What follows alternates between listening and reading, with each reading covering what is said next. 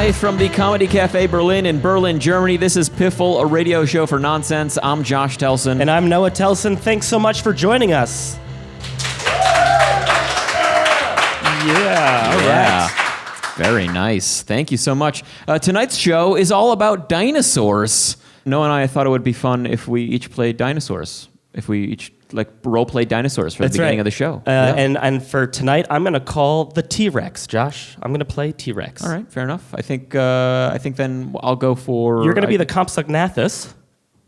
Sorry? The Compsognathus. What is that? From the Greek, compass, meaning elegant and dainty, a small bipedal dinosaur about the size of a turkey. You know, the one that the T-Rex likes to eat in Jurassic Park, that one. Great. Sure, that's the dinosaur that I'll play. Thank you, Noah. Yeah, no problem. Hey, and can you help me turn the page to my script? As you can see, my arms are a little short. Because you're a T-Rex, is that... That's not really what I meant when I said we would role-play dinosaurs. Also, the small arms thing that's a pretty old joke. I'm sorry, Josh. I don't understand you. My brain is too small. Yeah, you know what it is, actually. That's... I'm sorry, Josh. I'm a T-Rex, and I've got a temper. Noah and I, like most kids, had a fascination with dinosaurs when we were growing up. We loved The Land Before Time. You guys know that one, Land Before Time? No one. Good. Did they have that in Europe? Yep. Although you didn't ask me. But, Yeah. What did they call it in Germany, Georg? Well, they called it In einem Land vor unserer Zeit. Oh. So. Now you're like, oh, that, of course. That. What about Dinotopia? Do you guys know Dinotopia? Dinotopia? I don't know. That's Well, in Germany, they called it Dino Zukunftsland. Really? No, they didn't. I was just hoping for the same reaction. That for the English speakers, that means Dinosaur Future Land. Anyway, we used to watch the movie. We used to read those books all the time when we were growing up. Well, actually, I didn't read anything. I actually can't hold books because my arms... Got it, yeah. You're still doing that thing. Noah and I used to love dinosaur toys, too. Like, I think most kids. We had a whole collection of plastic dinosaurs we would play with for hours, just endlessly. And in fact, this is a true story. One day when we were younger, Noah and I were playing with our dinosaurs, and we both wanted to play with a Stegosaurus, and Noah wouldn't give me the Stegosaurus. So I went downstairs to tell our parents, and as I was going down the stairs, Noah, cute little 6-year-old that he was, threw the Stegosaurus at me down the stairs, and the hard plastic Stegosaurus tail hit me right in the back of the head, and cut me pretty bad. I was bleeding for a long time. I still have a scar on my head from that. That's funny to you? No, it's just impossible, Josh. I'm a T-Rex. I can't throw anything. All right, Noah, let's drop the fucking role-playing, please. I can't ignore who I am, Josh. All right, can you maybe contribute a story then? We did both say we were going to come up with stories about dinosaurs in our childhood. Yeah, sure. I got a story here. So way back when Jurassic Park the movie came out, our parents actually didn't let us see it in the theaters because they were afraid that I was going to get nightmares. I'm the youngest of 3 brothers, and you don't have to tell this story, actually. And then for my birthday, a friend of mine got me the VHS of Jurassic Park, and my parents finally let us watch it. And that night, lo and behold, it was Josh, the oldest brother, who had all the really bad nightmares. It was very realistic-looking dinosaurs, so CGI was amazing for the time.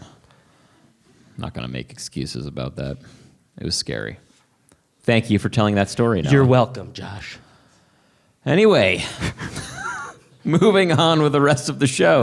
Joining us for our show about dinosaurs, please welcome filmmaker Reinaldo Almeida.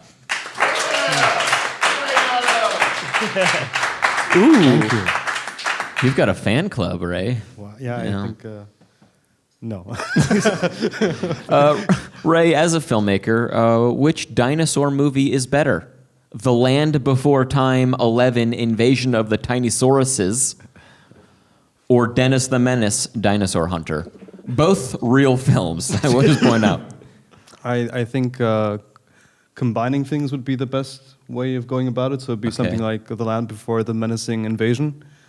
You're going to combine Land Before Time and Dennis the Menace. Yeah, I mean... I would watch that, actually. I would watch that. I think that's what Pixar and Disney are doing all the time nowadays. Fair enough. Give it up for Ray, everybody. Joining our panel, please welcome back to the show comedian Georg Kammerer. Hello, people of Earth. Yes.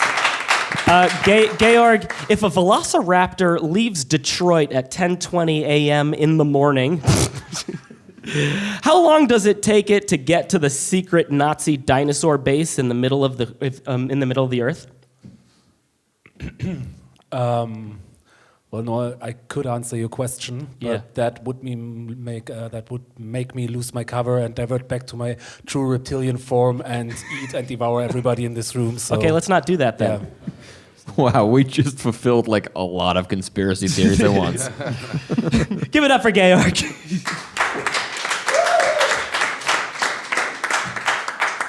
Our musical guest for tonight, please give a big round of applause for Blake Farha. Hi there. Thank you. So Blake, as our musical guest, what's the best song that you've personally written about dinosaurs? Well, you guys are laughing. I actually have songs about dinosaurs. That's Really? no, no. I don't have songs. Why about did we dinosaurs. have you on the show then? I don't know. I'm glad you don't have songs about dinosaurs. Actually, you'd probably be a children's musician if you had that, right? Well, you say that like being a children's musician is a bad thing. It's hard to write children's songs. I know, Josh. but as a father, I have to listen to them all the time, and it's horrible. So they're the scourge of your existence. Yes, exactly. So I'm glad you're not. Thank you for being on the show. Everybody, give a big round of applause for Blake. Thanks.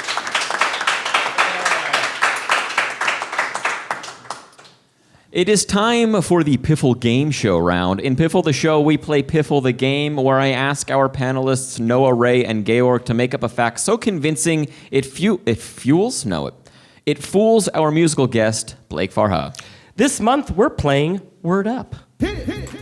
Oh, baby, what's the word? A word up. I did promise that we were going to change that. You've promised so long ago. We've been using it for 3 years, and now we're stuck with it. In this round, I will be giving our panelists an obscure, bizarre, and hopefully silly-sounding word, and they will have to make up a definition for that word. It will then be up to Blake to determine which of the definitions is real. So, panelists, are you ready to hear the word that you'll write a definition for? Yes, I am ready, Josh. Okay. Yes, so ready. The word is coprolite. Coprolite. Copperlight. Got it. Blake, are you ready to hear various different definitions for the word coprolite? Let's do it.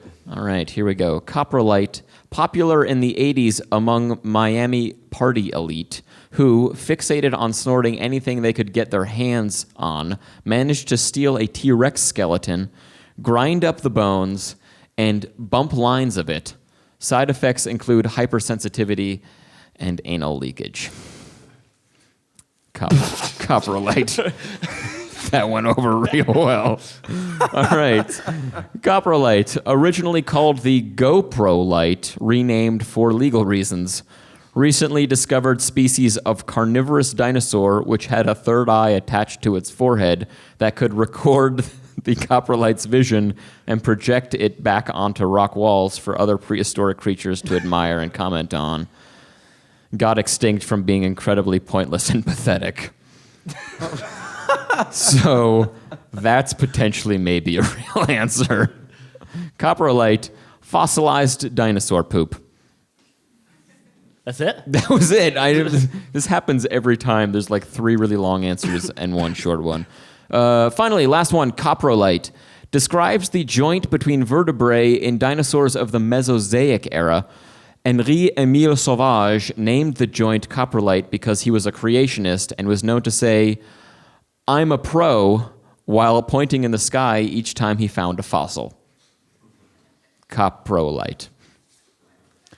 So Okay. Those are 4 definitions for the word coprolite. And one of those is the right one. One of those is, yes. Okay. Can you read them all again, please? No, I'm not going to do that. That's fine. All right. Well, okay. I know it's not the first one about the elite and their drug usage. Miami 'Cause, party elite. Yeah, I mean, I live here in Berlin. I've seen every drug known to man being snorted off of some surface somewhere in every club here, and that drug is called Rex. When you're using this drug, it's referred to as Rexin. As Rex, not as coprolite. Yeah, not as coprolite. So it's not number one. All right. Because that's not it. I don't think it's the one about the dinosaur with the third eye. I'm not Really? I'm not Why really- ever not? That's a just safe that, bet. You know, I've never seen photos of dinosaurs with 3 eyes. You know, as a kid, like lots of picture books. Conspiracy. That's possible. I'm gonna have to nix that one. All right. Okay. There was another one about. So the only the one with the vertebrae is fairly convincing. Yeah. But I just the short one, the one that's really short. Yeah. The thing with that one is I'm imagining a dictionary actually defining this thing, a coprolite, and yeah. using the word poop, and I'm having trouble picturing the Oxford Dictionary saying Saying poop in it. poop. So I want to go with that one, but I think as a result of the poop, I'm gonna have to go back to the vertebrae thing. The vertebrae, the Mesozoic era. That was Ray's answer. That was Ray. yeah. Whoa, convincing, man. For a second, Thank I was you. afraid it was Noah, so I'm happy. Yeah. That's all it takes, huh, Georg? Hey, Ray, what made you want to go with a French creationist as the reason behind this answer? Why not? I mean, they are the founding fathers of everything, including coprolite. It goes even further. He actually found it in the Erectopus. Yeah, An erectopus? yeah. There is the Erectopus actually, and he found the coprolite. Oh, this between is the a real vertebrae. person? He is a real person, and the Erectopus is real, and also the Lisboasaurus is real. However, Wow, so you did a bunch of research to write this answer? I just in the mixed quick it. minute between when we gave you this and that you wrote it? Hey, Just one quick question. When you say is real, though, you mean that there's really a person who claims that they are real? no, there is a person called Henri-Émile Sauvage, Yeah. and he did find something somewhere, but it probably Is this in wasn't- your world? No, this is in Wikipedia world. Oh, okay. So you actually, this is okay. This is kind of researched and bullshitted. So yeah, it's a mix of both. So don't worlds. feel so bad, Blake, for choosing this answer because it's mostly real. All right. Well, and it was very convincing. I have to give you credit for that. It really sounded good. I want to go over Georg's answer because Georg went for the GoPro light. Yes. The dinosaur with a third eye that could Well, I did some- project images from its memory onto rock walls. Yeah, really? Yeah. You yeah, were well, just- I did some research on Wikipedia. Oh, on, yeah. Yeah. On things that kind of sound like CoPro. You went on Wikipedia for that? No, I made that one up. Okay, good. Yeah. Any further questions? No, I I don't mean, really. It made a lot of sense I feel like, to me. yeah, I just feel like it's a. Why did he? He seems like he's not that pointless and pathetic. Actually, I feel like that would have been a pretty sweet dinosaur.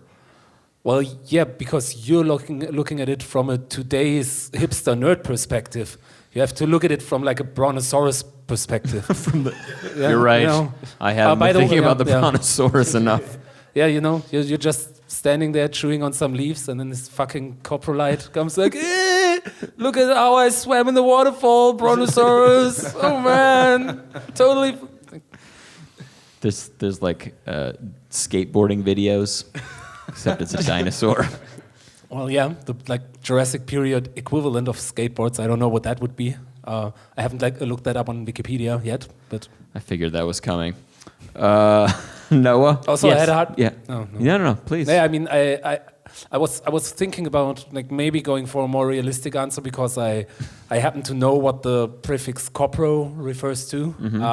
Don't tell us yet. No, we Yeah. will learn that. We'll learn it in But then I literally a thought minute, yeah. then there would be two answers referencing the same thing, and that would be kind of give away that one of them is probably real. And you know, I was in this to win, as you can clearly see from my answer. You lost. Yeah. Big time. Well, and it's your fault, Blake. So Noah. Yes. Your answer was about the 80s Miami party elite. Yeah. Now, did you think this was pronounced coprolite? Coprolite, yeah. I was going off coprolite. You for were sure. going off coprolite, yeah. Yeah, you know, copping drugs and elite. I don't know if I'm using that nomenclature I love correctly, how but all three of you just went off of what this word sounds like. What else could it sound like? well, we need Yeah. a As we if need a that's, launching that's point. how Josh. words are defined. Josh, it's a word. What else are you going to work Yeah, exactly. I mean, Anything. in our defense, for? The we amount kind of of had to- syllables. So, Georg, if you, with your knowledge that you had that you threw away, what would your other definition have been? Fossilized dinosaur shit. Yeah. That was the real answer. Okay, but I feel like that wasn't the actual definition. No, taken from the clearly. dictionary, and that is why I was off. Sorry. All right, you can't Webster's go changing the dictionary definition. That's why we have dictionaries, to avoid this kind of confusion. I changed fossilized dinosaur feces to fossilized dinosaur poop. If it had said feces, I would have gone for that I straight know. away. That's why I changed it. that's why I use the word Okay. vertebrae and sauvage in it. To be clever. fair, I don't think I'd ever use the word poop in one of my answers. I would use anal leakage, though. Yes. Not only would you, you did. I did. You did it. I sure did, Josh. And that actually is a side effect of Rex. That's here in Berlin. If you're Rexing hard, I feel like that's a side effect of a lot of things you shouldn't be doing. I actually don't know what that means. I liked it. So a few little fun facts about coprolites, because why not? Coprolite mining became a big thing in England in the mid-1800s because someone discovered that they're full of phosphates, which are great for fertilizer. So there was a huge industry built up of people literally mining for fossilized dinosaur shit and turning it into fertilizer. And then in World War I, munitions. They made bombs out of fossilized dinosaur Who's poop. they? Who is And they? that was The English. Oh, the English just launched a whole bunch of shit bombs at the Dinosaur Germans. shit bombs. Really puts a whole new meaning to fossil fuel, doesn't it? But when they were mining it for fertilizer, was there no backlash against it? Like some Indiana Jones type going, "This belongs to a museum." I guess, but I don't know. I feel like Also, how many fossilized dinosaur feces are they? If This there's is- enough of them to Yeah. mine them for fertilizer and ammunition. Well, I mean- let's take the last moment in the dinosaur life. What happened? And what would you do? if you saw think- a huge meteor coming at you. Yeah, I think all the dinosaurs collectively just took a dump, and then it was fossilized. They had 185 million years to poop. So I mean, they that's, also had that's a lot 100 of poop, and they were pretty big. So I mean, it's So in you guys' minds, like this is how fossilization works. Like something is there and then just immediately gets fossilized. So, no, not That's what- necessarily. But, No, I'm sorry, but when the meteors came and that glass rained down upon them, it was pretty much like a Pompeii moment where they just were frozen in place, and all their dumps along with them. Just a word of warning to anybody listening to the show: Noah is not a paleontologist. Please do not listen to him. I have no credentials. and I am. So, Really? No. No. Okay. Josh, I have a question. Sure. Do you have any stats on the biggest one? You know what? I actually do. I actually do. The largest ever.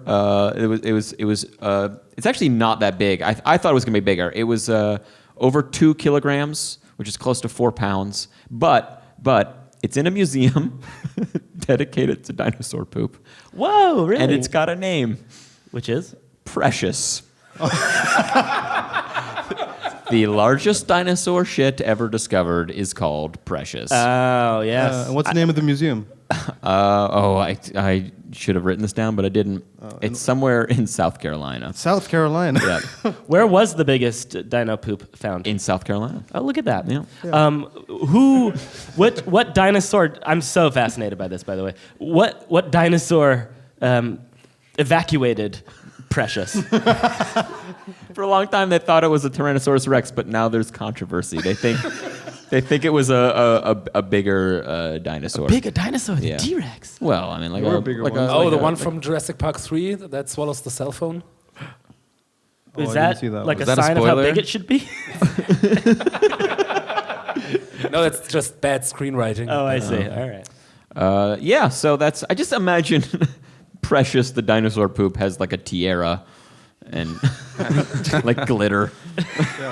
I don't know, why would you name. I mean, I don't know why you would name it in the first place, but if you're going to name it, why do you name it Precious? Maybe it was during World War I, and they knew that the English would be using it for bombs, and they knew it was precious. Oh. I just imagined like a golem type character. Imagine how explosive a bomb would be if it was made out of precious. Explosive. Great. That was the round of Word Up, everybody.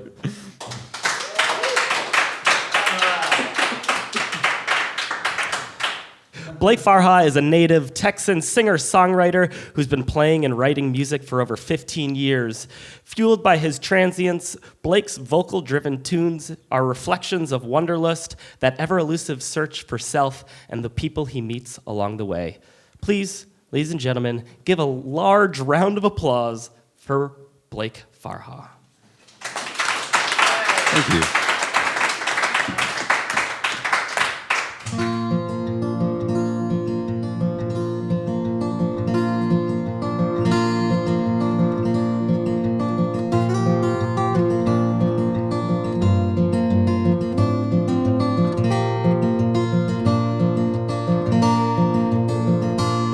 Sign on my door, which I drew at 12 years old, still designates this tiny space as mine. But the pain's been changed, not a shred of me remains, save a message in the veil of dust upon the shelf, whose bald spots where my life should go. Remind me this is not my home. Well, I'd expect to find myself more hesitant to walk away. But I suppose I realized long ago this place stopped being my home.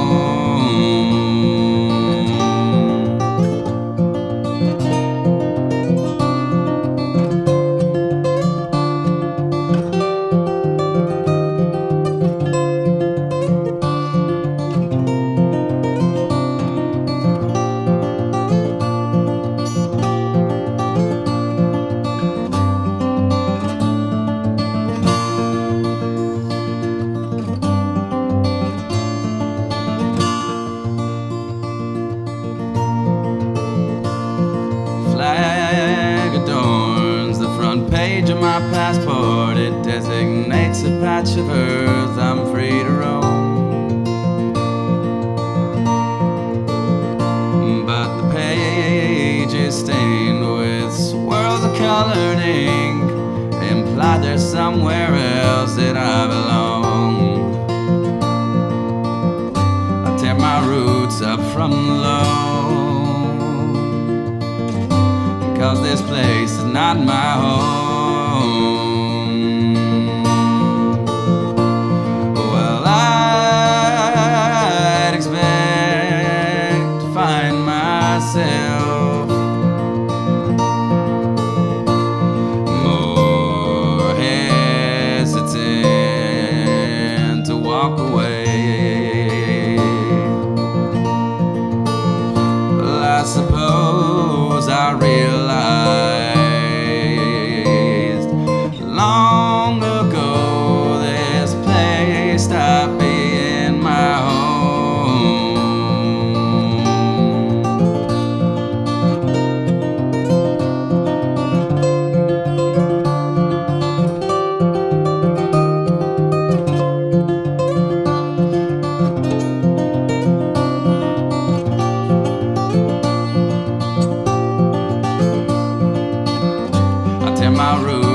from alone. 'Cause this place is not my home, and I tear my roots up from alone. 'Cause this place is not my home.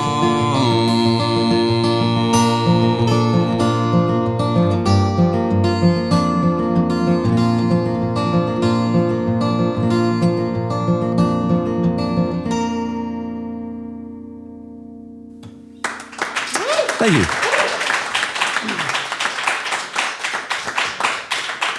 Blake Farha, everybody. Thank you, Blake. Yeah, you're welcome. Did I actually remember to turn my guitar on? Like, were you getting any of that? Oh, yeah. Okay, that's Yeah. great. Because I thought I turned it off, and like about 10 seconds into the song, I was like, oh my God, this is gonna be tragic. You're gonna have to do it again. I would have said, hey, stop. That's what I thought. See, this is a magical thing most people don't know, is when you play music a lot, you actually have no idea what you're doing anymore when you're playing. Like, the just whole automatic. time, I was literally not thinking about anything I was singing or playing. I was literally going, all right, let me think about, did I turn that goddamn battery on? I swear, if I didn't, he would have stopped me by now. This is not, surely, the whole time is terrible. That's probably a good sign.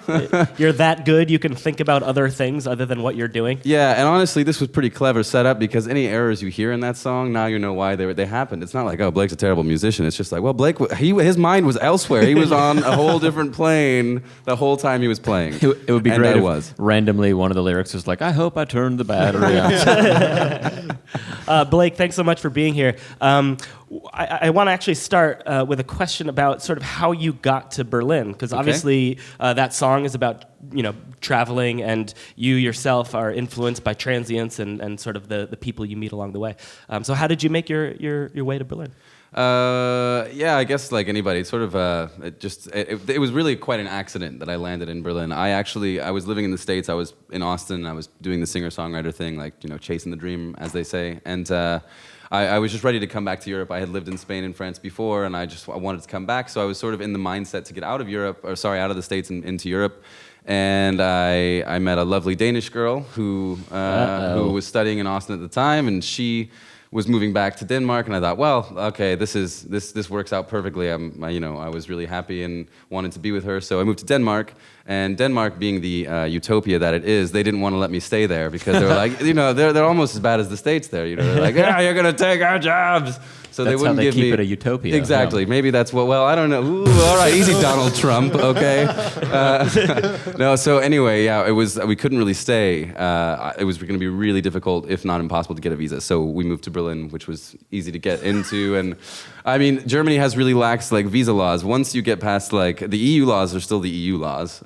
As an American, it's very easy, I think. I think that there are 20 countries that Germany's pretty cool with, and they're like, if you got that visa, you can stay. But then you got to get a work visa, and that's tough no matter where you're from. That's just the way it is. So if you're comfortable with it, what kind of visa do you have? I am one of the few people who was dumb enough to come to Berlin and get a job. So what an I idiot. actually am on a work visa. Yeah, I have a full-time job and all that. Wow. Yeah, that's you unheard of. idiot. Jeez. I know. I feel dumb every day. I just walking What to brought work. you to music?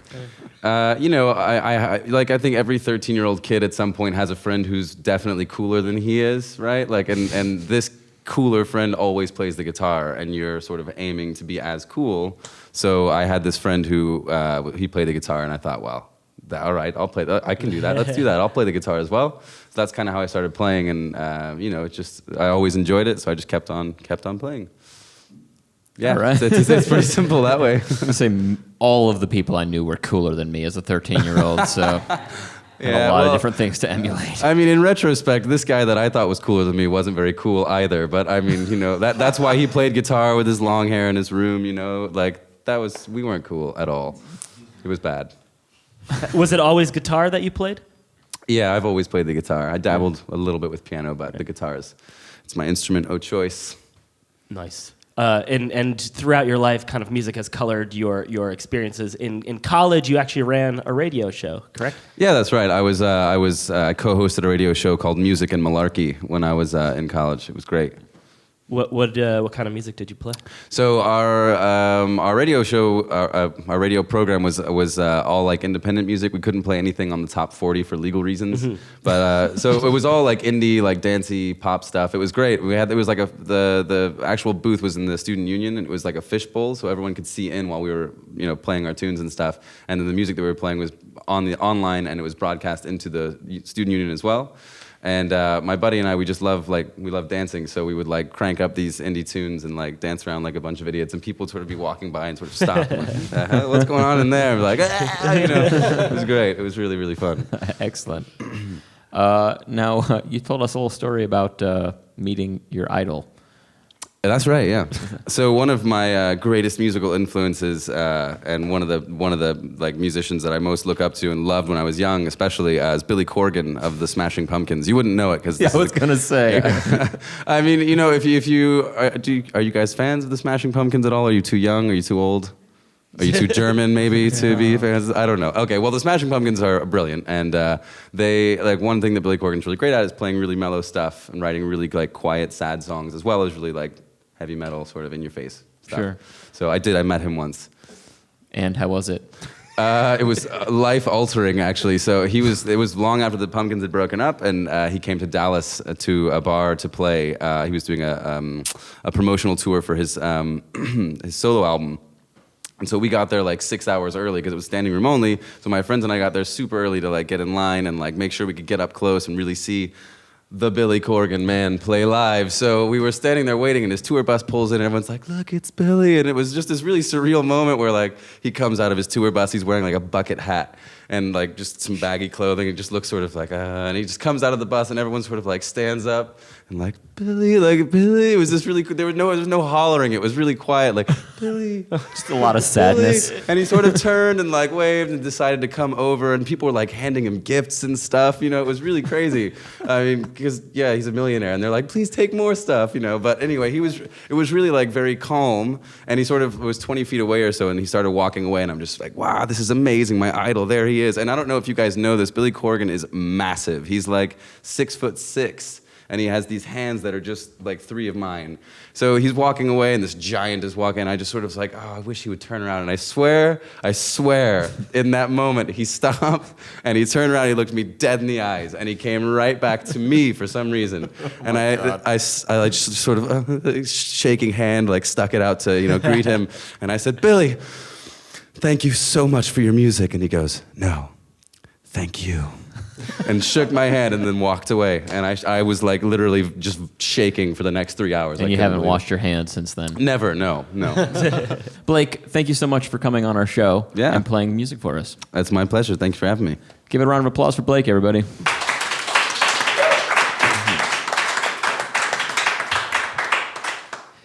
My gods, everyone stop your work. I've found something. What is it, Dean Penn? Well, Professor Nicholas, I've discovered a brand new dinosaur. Oh, seriously? That's amazing. No one's discovered a new dinosaur in over 3 years. Well, it's a good thing I tagged along, isn't it then, Nicholas? And you wanted to go on this expedition without the Dean of Archaeology. You, there, intern, call National Geographic. Yes, sir, Professor Dr. Dean Penn. So, what do you think, Nicholas? Magnificent, isn't she? Yeah, definitely. Wait a second. What is that? Oh my God, Penn, that's not a dinosaur skeleton. That is a human skeleton. What? Nonsense. Look at the clear Jurassic anatomy. What? That is a human skull. Is it though, Nicholas? Climb on down there and take a closer look. Captain Professor Penn, National Geographic is on the phone. They're sending a photographer down immediately. No. Tell them it was a misunderstanding. Professor Nicholas here is just a little jealous, intern. Don't you worry about it. Oh my God, Penn, what is wrong with the skull's teeth? Ah, yes. Fascinating morphology. It looks like someone glued shark teeth on this thing. What a preposterous thought. This new dinosaur was clearly a carnivore. All right, for now, I'm going to hope that we've just discovered an ancient burial ground for some people who wore shark teeth, maybe. You know what? I'm gonna dig out the lower half of the skeleton here. It's a dinosaur, Nicholas. Come now. I guess I'll have to think of a new name for it, won't I? Oh no! I just found a nylon belt with blue jeans. These are modern clothes on this person. Can't keep calling it new dinosaur. Pen, this is not a new dinosaur. This is a human being. And really, I just pray to all that is good in this world that you just happen to find the skeleton here and that you didn't do this on purpose. Oh God, maybe there's an ID somewhere on this thing. I think I'll call it Penisaurus. All right, well, that is not a good idea no matter what this thing is. Professor Archbishop Penn, CNN and MSNBC would like to interview you. Fox News told me there's no such thing as dinosaurs. Excellent. I'll give them this background information on the Penisaurus. And here's a list of questions I'd like them to ask me. Oh, you just happen to have all that ready to go 2 minutes after discovering this thing? And make sure they only shoot me from the left side, my good side. Wait a second, I found a wallet here. And also, tell the makeup person I'm an autumn. And they should bring plenty of cotton wipes. I'm sweating like Nixon out here. Oh no, this is Dr. Van Steuben, our old dean of paleontology. No one's seen him in 10 years. Ah, yes, Dr. Van Steuben. I remember him. I took over as dean when he mysteriously disappeared. That old prankster probably put his genes on my Penisaurus before he left. Listen to me, Penn.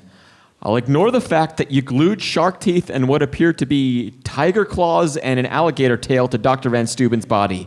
But we cannot go public with this. We will be the laughingstock of the paleontology world. Don't worry, Nicholas. We won't be going public with anything. I'll be going public. You won't be stealing any of my glory. I don't want any glory. No one is going to believe the skeleton is a dinosaur. This is not an archaeological site anymore. This is a crime scene.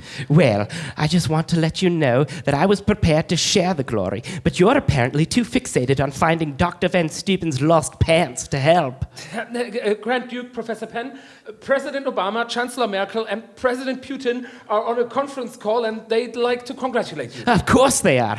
Tell them I'll call them right back. Okay, Penn, I am calling the police now. Help me out of here. The police? What a fantastic idea. We'll have a live rock band for the announcement ceremony. Here, take my hand. I keep slipping. Your hands are too sweaty. You're very critical, you know, Nicholas. First, the Penisaurus isn't good enough, and now my hands are too sweaty. Will you just throw down a rope or something? I mean, I've tried to include you here. No, not a shovel, a rope, Penn. We could have shared this discovery. Well, I'm certainly not going to be able to grab the shovel when you're holding it above your head like that. Oh, wait a second. Shit. Intern, alert the press. I've found another Penisaurus. Also, can you bring me my bag of shark teeth? Yes, sir, Lord First Commander Professor Penn. Also, the Discovery Channel would like your thoughts on this script for their latest documentary. Before the reign of the mighty T-Rex and the giant dinosaurs of the Jurassic, there was the Penisaurus. The Penisaurus was one of the most intelligent and deadly dinosaurs we've ever discovered. It could run faster than 60 miles per hour. It had rows and rows of vicious teeth and claws to tear apart prey, and it invented denim millions of years before mankind ever appeared on Earth. Coming this fall to the Discovery Channel, an 8-part miniseries, Penisaurus, King of the Jurassic.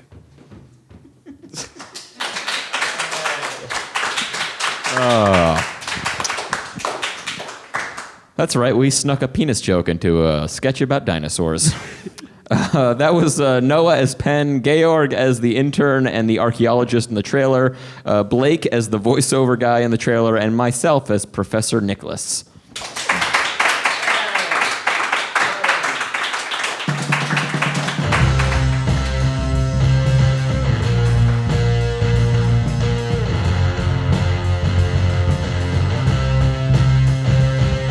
You are listening to Piffle, a radio show for nonsense. I'm Josh Telson. And I'm Noah Telson. We're joined today by panelists Georg Kammerer and Reinaldo Almeida and musical guest Blake Farha.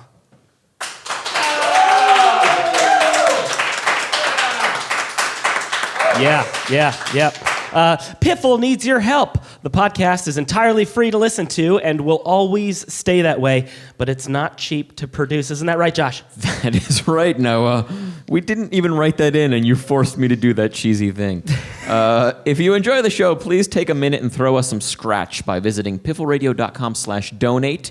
Even a donation of €1, $1 little, or $1 if you're in America, it goes a long way. And you can also help us in different ways by, for example, buying Piffle t-shirts and bags and support the show with a purchase. You can find them online on our website or here at Comedy Cafe Berlin.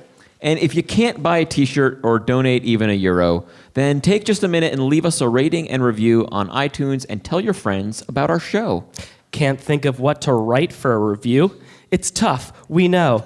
That's why we've created the Piffle Review Generator. Go to piffleradio.com/review to answer a few simple questions and have our special review robot create a custom review just for you. Here's a little taste of what our review-generating robot came up with us when Noah and I answered the questions.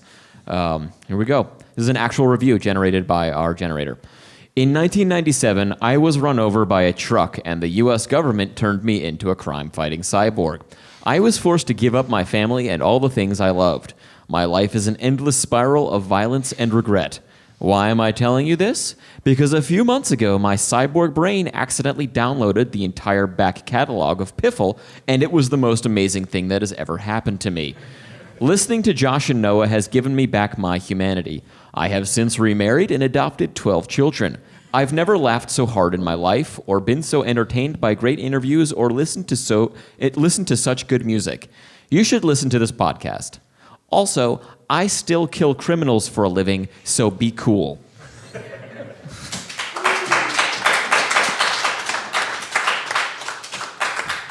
I like that the review ended with a threat.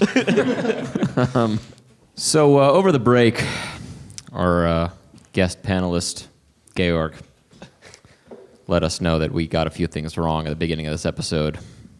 We thought we'd open the floor for a little segment of Georg Fact Checks Piffle. Thank you very much. The floor is yours, Georg. So first of all, I would like to correct one wrong fact from the last episode of Piffle. Oh my God. Actually, Yeah, all right. in the last episode about comedy, you, Josh, translated the term Witzesucht.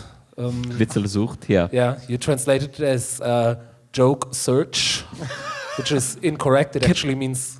I actually know it. Yeah? Joke addiction. Correct. Yes. Yeah. Haha. Why didn't you tell me that when we wrote the show? Because I noticed it after the fact. Yeah. Maybe it will comfort you that actually Sucht and Sucht, which is the third person singular present of suchen, is actually there's a lot of bad puns in German comedy about that. Yeah. So, Really? Okay. Yeah. What did we get wrong this episode? Well, first of all, at the beginning you referred to the Compsognathus as the ones that the T-Rex likes to eat in Jurassic Park. Yeah. I'd like to point out that in the whole series canon of Jurassic Park, we never see a T-Rex eating a Compsognathus. In fact, the Compsognathus doesn't even appear in the film Jurassic Park. However, in the inferior sequel, we actually see a pack of Compsognathuses attack the little girl at the beginning, and then later eat one of the bad guys called Dieter Stark. German. Yeah, probably a German. Yeah,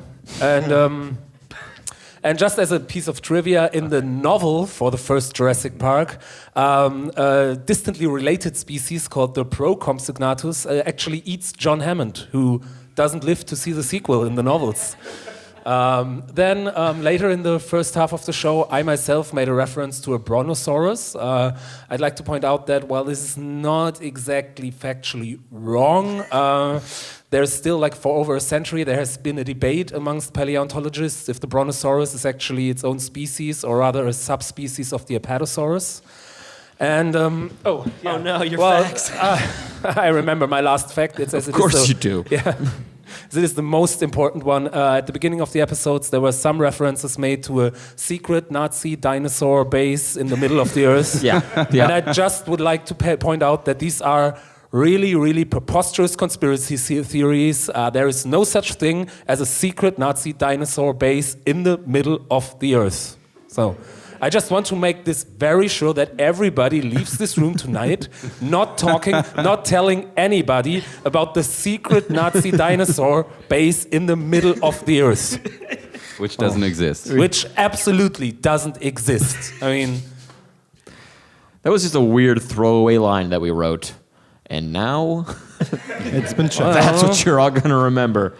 Also, I'm not even going to... Yeah? No. Thanks for coming on the show, Georg. Thanks for having me. Anytime, Josh. That Anytime. was Georg Fact Checks Piffle.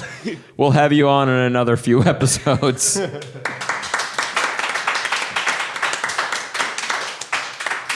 Reinaldo Almeida is an Indo-Portuguese director who was born and raised in Lisbon and studied in Paris and Berlin. In addition to writing and directing, he is also an improviser with Comedy Sports Berlin. His latest project is the web series Das Apartment, which recently won first prize in the YouTube Your Turn contest. Please give a big round of applause for Ray. Thank you. So, can you tell us a little bit about Das Apartment? What is the web series? So Das Apartment is a web series. We just launched our first season with that prize, and it's a expat web series. We have 3 characters played by Edward Lamervaux, who is actually in the crowd, Nicole Ratchen and Mathieu Pelletier, all improvisers from Berlin as well, and they play a expat flat share, and we tell stories about what they might encounter in Berlin, so to say. And so, how many episodes do you guys have out so far? We have 6 episodes, and we have a special thing coming out by the new year, which is like this new experiment with technology. It's a it's a 360 episode, so you can basically use your tablet and just go around and see. Like the Google Glass type thing. Yeah, that kind of thing. So it's kind of like, that's what I meant with experiment. So it's like virtual reality almost. Virtual reality kind of thing, yeah. So you've got an entire scene playing out. You record like 360 degrees. Yeah, we just did that last Thursday. Okay. Yeah. And so when you're watching that, you can see anything going. You have to move your head, and you can watch different stuff going on. You can move your smartphone, or if you have one of those, I don't know what they're called, like virtual reality. Right, or your things. TV. Just move. Have your significant other move the TV around. Definitely move around your TV, because the sensors in that old TV your grandparents have. Right. Will definitely rock on YouTube. I think the guy who wrote the review for Piffle just now, he probably could help out. Yeah. Yeah, he's doing a great job. He'll probably threaten us with something else. Oh boy. What I find interesting about Das Apartment is that you've got a filmmaking, a pretty real filmmaking background. I just mean a lot of people making things on YouTube, like they picked up their cell phone and now they're making YouTube videos. Not to put that down, but Ray is a real filmmaker. So you're actually shooting this on like real equipment with real lighting and real sound. You're making short films essentially. Exactly. We're basically the 7 episodes. They're not necessarily told chronologically. So there are some episodes that connect, but you can basically tune into any episode and see a short film, so to say. And one of the reasons we use this approach is also because the whole crew has a filmmaking background. Most of them are also from the Film University in Babelsberg and whatnot. And so we wanted to do something high quality on YouTube. And we happened to go onto YouTube also because we won this prize. We were also thinking about other platforms for a while, but luckily enough, we got that funding, and one of the reasons we went to YouTube is because YouTube is one of the entities. It's not a person. YouTube is not a person, guys. In America, in America it is now. Yeah. YouTube, corporate Mr. YouTube? personhood. Yeah. Oh, corporate personhood. Okay, not in Germany yet, I hope. Or he kind of forms like Voltron. He or she, sorry. So you're on YouTube because they gave you money. Pretty much, Okay. and they're cool. Simple enough. I want to ask you actually kind of about the content of Das Apartment. First of all, it's in English, so I guess you're gearing towards a very specific audience, or what did you have in mind when you first thought up the idea of Das Apartment? I mean, basically, it's a lot about what we're doing here as well. We're speaking English in Neukölln and having a radio show about English comedy, and it's about this world. The expat world has grown so much in the last couple of years.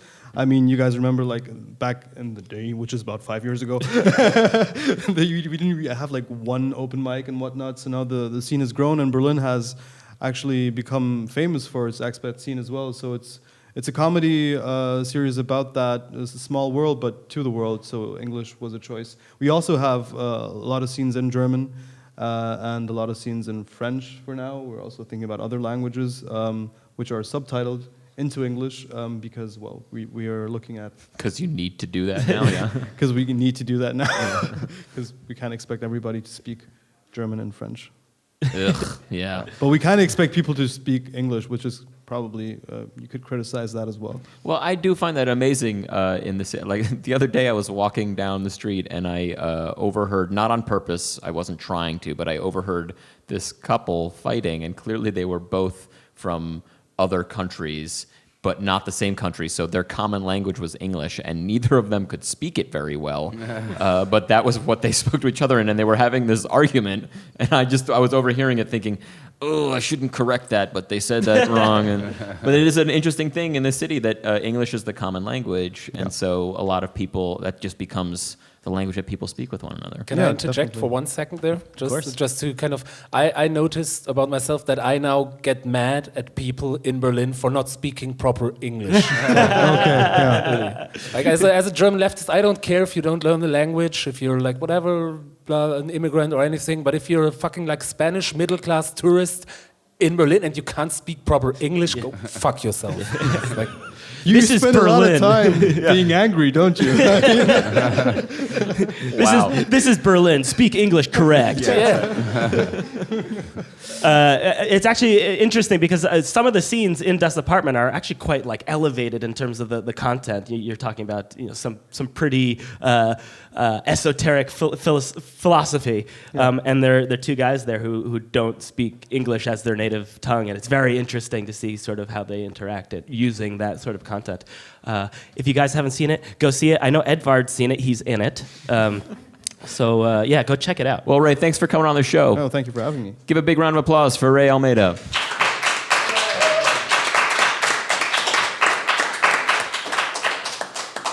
Ladies and gentlemen, once again, Blake Farha.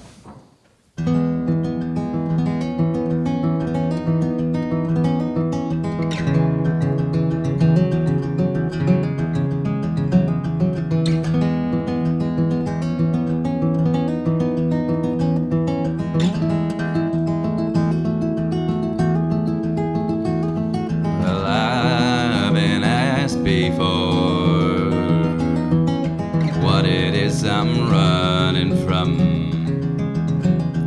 I laughed it off and said I prefer to think there's something I'm running towards.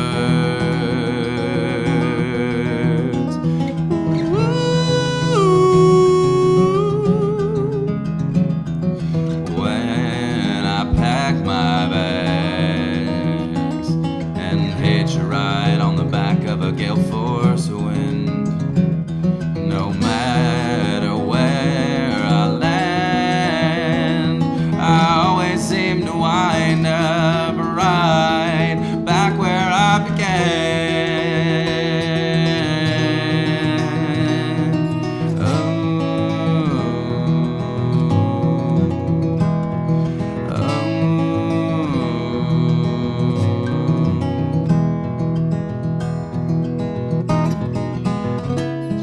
I've run out of excuses for the origin of my dissatisfaction. Everything around me has changed. I still wake up feeling the same. I'm the common denominator. I'm the common denominator.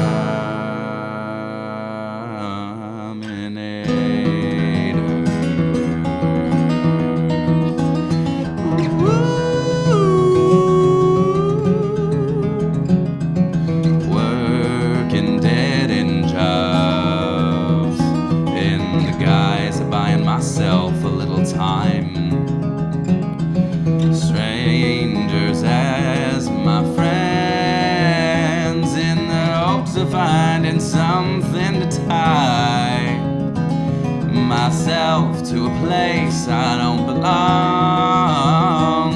where I don't have to look my past, myself in the eyes.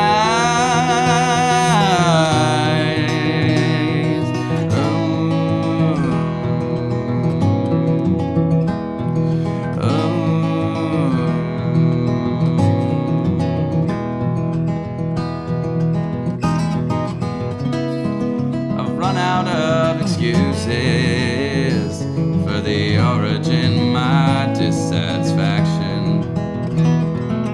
Everything around me has changed. I still wake up feeling the same, that I'm the only common denominator. I'm the common denominator.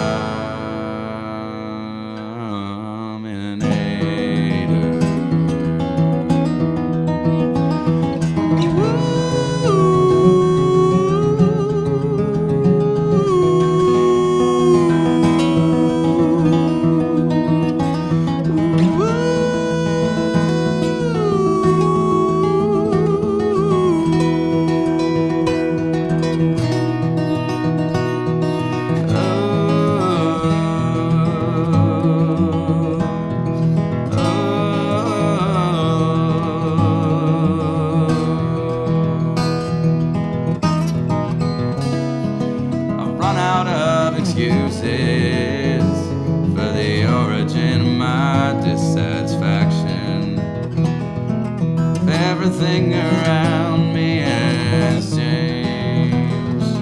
I still wake up feeling the same. I'm the only common denominator. I'm the common denominator. The next place that I land,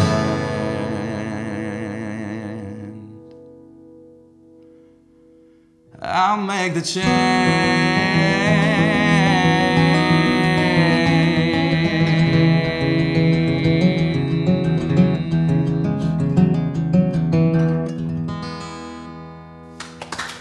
Thank you.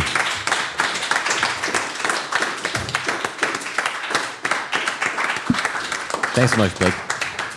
We're going to move right along into a segment we're calling the Great Piffle Debate. This is an improvised debate segment. We're going to get a little help from the audience this time, too. So what we're going to do is we're going to split into two teams here, me and Georg versus Josh and Ray, and each team will get 1 minute for an opening argument, much like a real debate, and then 1 minute for a rebuttal, much like a real debate.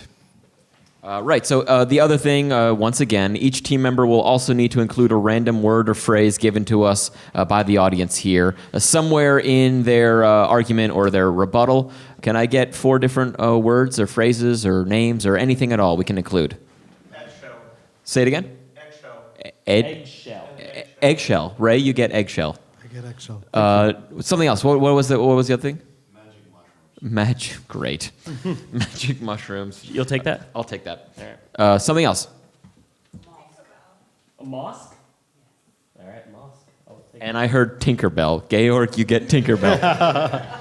Noah, do you want to tell us what the topic is? Yeah, sure. So we have a predefined topic for tonight's debate, all about dinosaurs. The topic is humans used saddles to ride dinosaurs. That's the topic. Humans used saddles to ride dinosaurs. Right. So arguing for the affirmative, meaning arguing that this did indeed happen, will be Noah and Georg. And arguing for the negative, meaning humans did not use saddles when they rode dinosaurs, will be myself and Ray. So you guys want to get started with your opening argument? Yes. Okay. And we're each going to get a minute, right? Right. Up to a minute? Okay. Who's getting started over there? I will start. Noah gets started. Okay. All right, so ladies and gentlemen of the debate, my esteemed colleague here are obviously arguing in the affirmative that yes, humans used saddles to ride dinosaurs. This is very clear and very obvious. No matter what creed or color you are, it is very obvious that Humans use saddles. Whether you pray in a church or a mosque or a temple, it's very obvious. What else are you going to use to ride a dinosaur? Am I right? Right. I mean, many dinosaurs had very spiky backs, and you can't ride a dinosaur without some sort of protection. Now, what is up to debate is what kind of material that humans did use to make their saddles out of. It's very obvious at that point that cows didn't exist, so normal cow leather was not. Okay, so Ray, our opening argument, you want to go for that? In the negative. Ladies and gentlemen, I'm here to defend that humans do not use saddles to ride dinosaurs. As you might know, it goes against any paleo ethics that have been written down on eggshells by our ancestors. And if you look at them precisely, be it in the caverns in southern France or even by older paintings in Australia, below the Ayers Rock, you know actually that the misrepresentation of so-called spikes on the dinosaurs are nothing but saurophobia, and they ignore the very intrinsic connection that we have with our extinct brethren. So therefore, using a saddle would just create a false distinction between humans and saurians, and I'm sorry, but that is just preposterous. We cannot defend this cause of using saddles to create this, well, let's say, ego. It's all right. I think you made your point. Thank you, Ray. Thank you. Georg, your rebuttal? Okay, so yeah, ladies and gentlemen, I am frankly appalled by the suggestion that our colleague, Mr. whatever your name is, made right there, that humans would actually ride on dinosaurs bareback, as it's called, and used to be called then. I would like to remind each and every one of you that at that time humans didn't wear clothes, so a human riding a dinosaur without a saddle would actually suggest the human, well, may I say, butt skin directly touching and rubbing up against the scaled skin of a dinosaur, which is not only appalling just for ethical and aesthetical reasons, but would actually cause a lot of harm to the human butt cheeks, technical term, and even clapping 3 times would maybe revive Tinkerbell, but not... But even Tinkerbell couldn't grant the wish for human butt cheeks being repaired from... Thank you. Thank you, Gare. All right, my rebuttal here.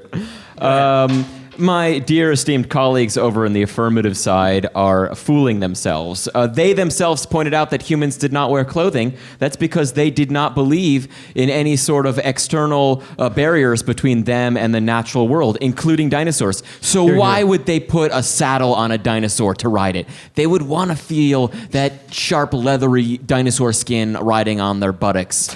This is a well-known fact.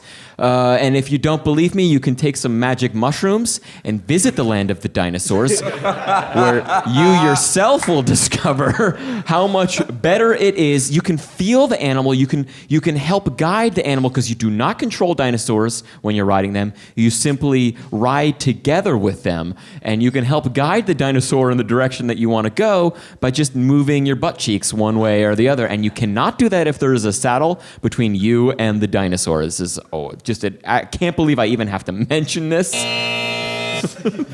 There we go. So, how do we determine who won this round? Maybe we leave it up to the Oh audience. yeah. So if you think that dinosaurs did ride saddles, we'll have you applaud. And if you think they didn't, we'll have you applaud. So do you think that we used saddles to ride dinosaurs? Applaud now. If you thought humans rode dinosaurs bareback, applaud now. Yeah. Yes. All right. The audience has come to its senses. A weird number of arbitrary points for Ray and I. Okay, great. I feel like you guys should, the affirmative team should be given just a little bit of credit, a little bit of extra pointage for the use of the term butt skin. I have never in my life, it's amazing. Sometimes you're sort of baffled by your own language. I've never heard the 2 words butt skin put together. Butt skin. It was very The good. butt skin is the best part of the body. It's Great. the most transplanted skin of the body. Is that right? It's a fact. The butt skin. I second that. This will not come up in the next Piffle fact check because it is accurate. See? All right. That's super weird, but we'll go with it. You heard it. You heard it here, everybody. Ladies and gentlemen, that was the great Piffle debate.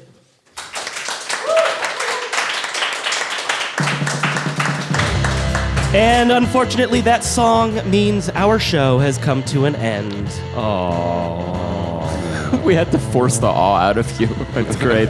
Yeah, it's super sad, I'm sure. Before we close the show, we would like to take just a minute to thank our guests up here, Ray Almeida, Georg Kammerer, Blake Farha. Give him a big round of applause.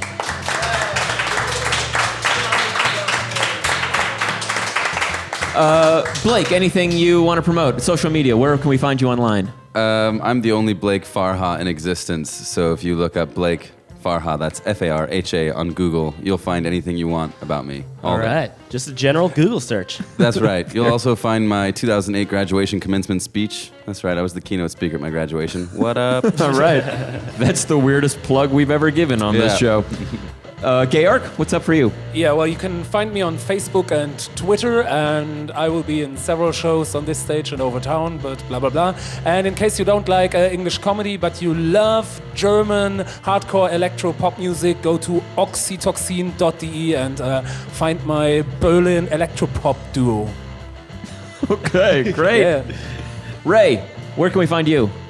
You can find me on Twitter, and you can also find Das Apartment on YouTube, Facebook, and Twitter, and Google+. And I hope that you do. Google Plus. Google Plus, Yeah, really? that does exist for Are some you reason. crazy? I know. There you go. Das Apartment, check it out. We'll see how our panelists did here with points. I know you were all keeping track. With 132.5 points, we have Noah. Again? Okay, There we cool, go. thanks, yeah. With 133 points, we have Georg. With 649 points, we have Ray. And that means the winner of the show with 1,401 points is Blake. Congratulations, Blake. Excellent. Yeah, give a Thank round of you. applause for I'm Blake. Honored. So, Blake, we didn't warn you about this, but as the winner of the show, you're going to have to read off our credits in different accents. We're going to make you work, actually, as the winner. All right. So, as you know, earlier we asked the audience here to write down some different types of accents and voices. Blake, you'll need to read off the credits in whatever voice we call out. And just to make things interesting, we're going to shout out different accents as you go along. Remember one thing, Blake, have fun. Okay. You can say the first one in your own voice. All right. Piffle is written and produced by Josh Telson and Noah Telson, with additional writing from Dan Stern. Yeah, you can applaud for that. Yeah, applause.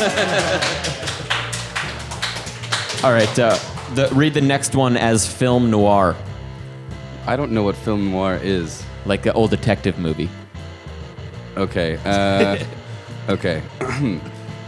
Piffle is recorded live at the Comedy Cafe Berlin in Berlin, Germany. Visit comedycafeberlin.com for a full schedule of shows.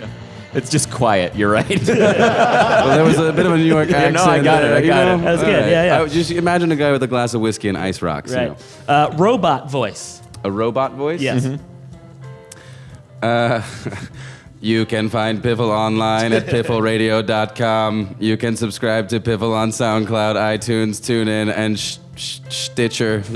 I read that in German. Stitcher and German Stitcher. robot. And you can follow Piffle Radio on Facebook and Twitter. Nice. And finally, last one, like speaking to a baby. Okay. If you enjoyed the show, please consider donating. Visit piffleradio.com/donate. Also, be sure to tell your friends about our show. Leave a rating and review on iTunes. Leave it on iTunes. Leave a review on iTunes. You're gonna leave a review on iTunes. Oh, yeah. Oh, that is our show, everyone. Thanks to everyone watching live and to everyone listening at home. Have a good night.